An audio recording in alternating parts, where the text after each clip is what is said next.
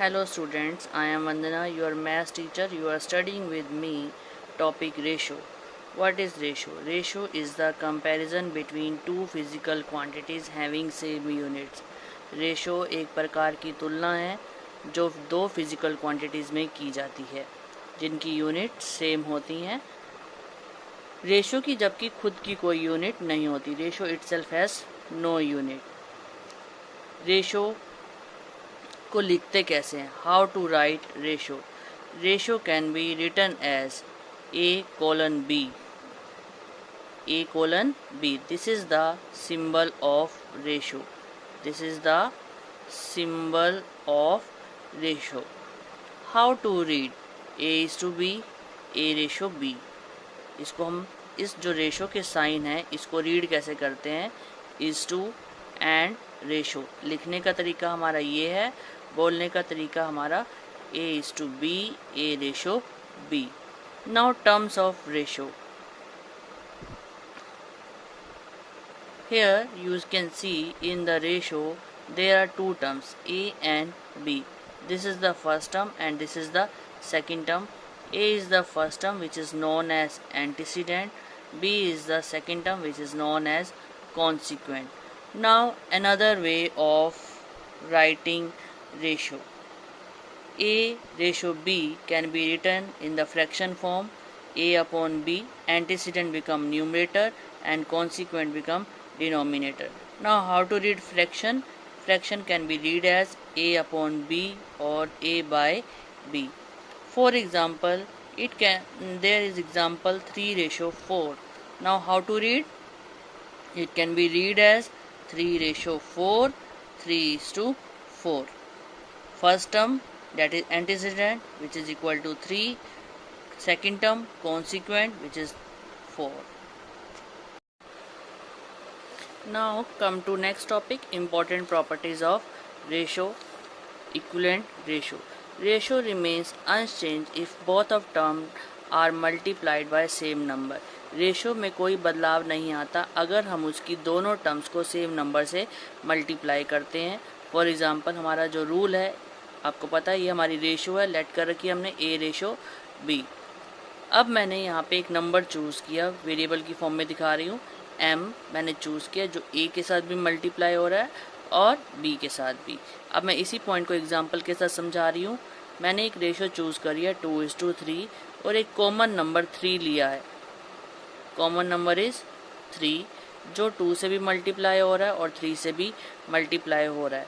हमें रेशो को अगर इक्विवेलेंट रेशो में कन्वर्ट करना है या तो उसके लिए हमें हमेशा सेम नंबर से मल्टीप्लाई करना पड़ता है ताकि रेशो में कोई भी चेंज ना आए।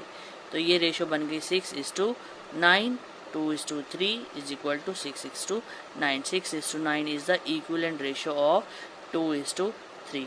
In the similar way, ratio remains unchanged if both of its terms are divided by same number like A:B.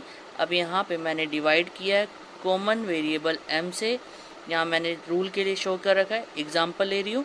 Example में मैंने रेशो लिया है 18:36 और ये यहाँ पर इसको मैंने इसमें कोई चेंज ना आए, कोई बदलाव ना आए, तो मैंने कॉमन नंबर 9 से दोनों को डिवाइड कर दिया।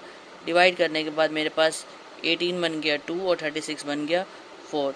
तो यहाँ पे भी कोई चेंज नहीं आया। 2:4 को 18:36 की इक्विवेलेंट रेशो कहा जाएगा। Ratio in the simplest form. Ratio कब अपने सिंपलेस्ट फॉर्म में होती है? The ratio A:B is said to be in its simplest form if HCF of A and B is equal to 1. यानी कि जो दो टर्म्स हैं हमारी A और B, उनका जो HCF है, हाईएस्ट कॉमन फैक्टर क्या होना चाहिए? 1. Means no common factor other than 1. इस पॉइंट को मैं एक एग्जांपल से समझा रही हूँ। मैंने एक एग्जांपल लिया 9:16। यहाँ पे मैंने HCF निकाला है, 16 को 9 से डिवाइड कर दिया। उसके बाद मेरे को यहाँ पर आपको याद होगा लॉन्ग डिवीज़न मेथड HCF निकालने का है।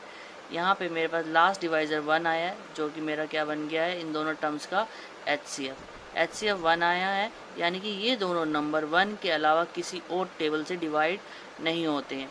यानी कि अब यहाँ पे कोई कॉमन नंबर नहीं है, सिर्फ 1 ही है जो इनको डिवाइड कर सकता है। तो यहाँ पे ये जो 9:16 है ये ऑलरेडी अपनी सिंपलेस्ट फॉर्म में है। Now types of question asked in the exercise type 1, convert ratio in the simplest form. इसके अंदर हमें नंबर होल नंबर्स की फॉर्म में दी हुई है, ये टाइप 1 है जिसमें होल नंबर्स को जस्ट सिंपलेस्ट फॉर्म में कन्वर्ट करना है। तो हमारा फर्स्ट स्टेप क्या होगा, right the ratio in the fraction form. हमें ये रेशो गिवन थी, इसको हमने फ्रैक्शन फॉर्म में राइट किया। सेकंड स्टेप क्या है, मैंने 75 और 125 का एचसीएफ फाइंड किया है, आप देख सकते हो लॉन्ग डिवीज़न मेथड से, और यहाँ पे एचसीएफ मेरा आया है 25।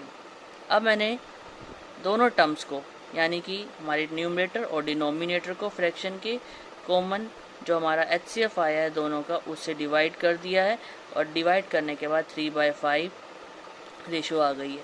लेकिन आंसर हमारा यहाँ फ्रैक्शन की फॉर्म में ख़त्म नहीं होगा, इसको हमें रेशो की फॉर्म में लिखना ज़रूरी है, बिकॉज क्वेश्चन हमारा रेशो की फॉर्म में था, उसने रेशो को कहा था, तो ये लास्ट में हमें रेशो में ही फॉर्म में ही हमें आंसर देना है। Required ratio is 3:5. Now it is in the simplest form. Now come to the next topic, compound ratios conversion. What are compound ratios? Those ratios whose terms are not in the form of whole numbers. They may be in fraction, they may be in decimal form, or they may be in the mixed fraction form. So we have to convert them into simple form. First type I am taking fraction form. When terms of ratios are given in the fraction form, step 1, I take the example 1/2 ratio 1/6. Step 1, cross multiply both the terms of ratio. 1/2 is to 1/6. I mark the sign of cross multiply. In cross multiplication, denominator of second term goes to the numerator of first term, and denominator of first term goes to the numerator of second term. They multiply, 1:6 and 1:2. 1:6 becomes 6 and 2:1 become 2. Now write the ratios in the fraction form. 6:2 becomes 6/2. Now find the HCF of 6 and 2. Here I find the HCF. HCF is 2. Now divide both the terms of fraction by their HCF 2. 6 divided by 2, 2 divided by 2, it becomes 3/1. Write the fraction in the ratio 3:1. 3/1 को मैंने ratios form में write कर दिया. This is our required answer. Now come to decimal form, second type of compound ratio. Here I take example 2.5:6. First write the decimal number in fraction to remove decimal. 2.5 का मैंने decimal remove किया, decimal के बाद 10th place है तो remove करके 25/10 बन गया।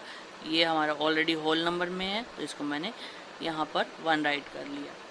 Now second step, cross multiply both the terms cross multiply हो गए।